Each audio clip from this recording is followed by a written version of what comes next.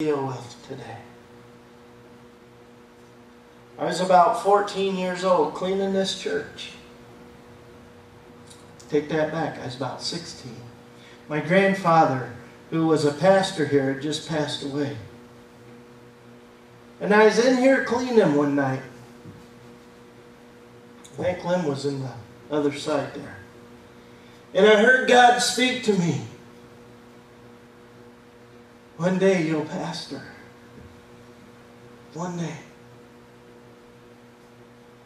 And it was so real. I looked around. Who's in here? We didn't have the fancy ceiling or the carpet or the pews all padded up then. Things echoed and bounced around. I thought, who was that? I didn't hear it any more than that. And I went home. And I told some people.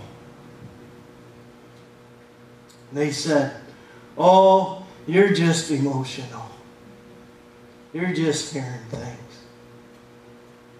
So I ran down to my uncle's house, who was just newly saved and all excited about Jesus and wound up tighter than a $50 spring.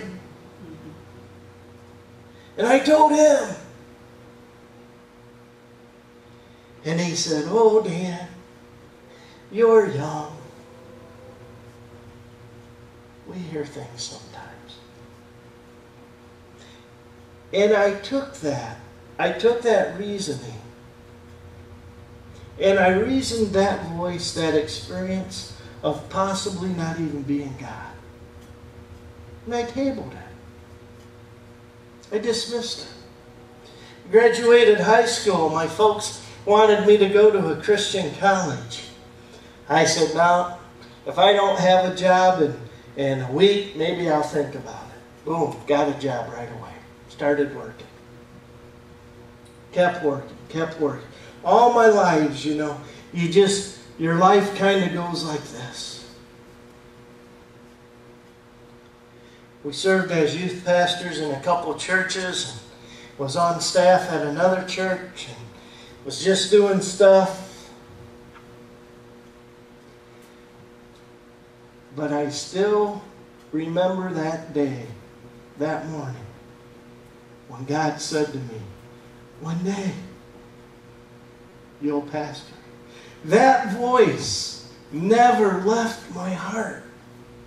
That thought of that whole thing happening never left my mind.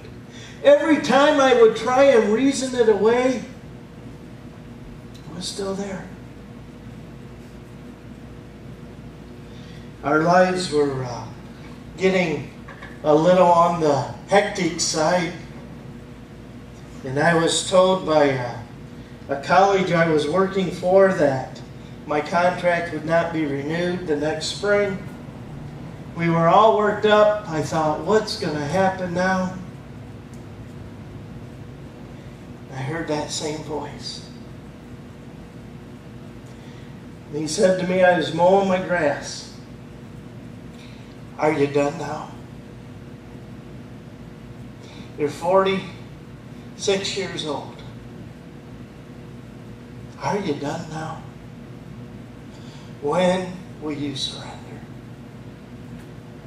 The college had been wanting me to finish my studies. I had my associate's degree. They offered me a really nice bachelor's program and a master's program. There was no way we had the money to do it. I'm losing my job. I don't know about my house. So I'm mowing and I said, God, if you can provide the money for one semester, I'm done. I'm not going to run no more. I'm done.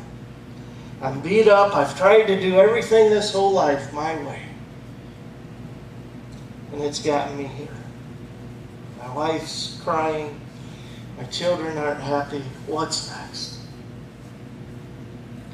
I went and checked my mail. I worked in sales for a number of years, and The fellow that owned the company told me that he would keep track of all my rental accounts. I would rent commercial water treatment systems to corporations and places. And he says, if they ever pay these rentals off, I'll cut you a commission check. I haven't worked for him for 10 years. Guess what was in my mail? A check. That didn't cover one semester. It covered the first year of school. Now I had a choice to make, didn't I? I just promised God, if the money would show up, I would do it. And we did it. I lost that job. But I had another job. God provided another job before that job was done.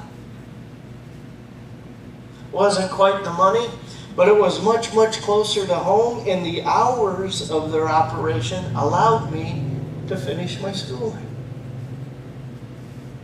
Took a number of years. We got through it. God is so good.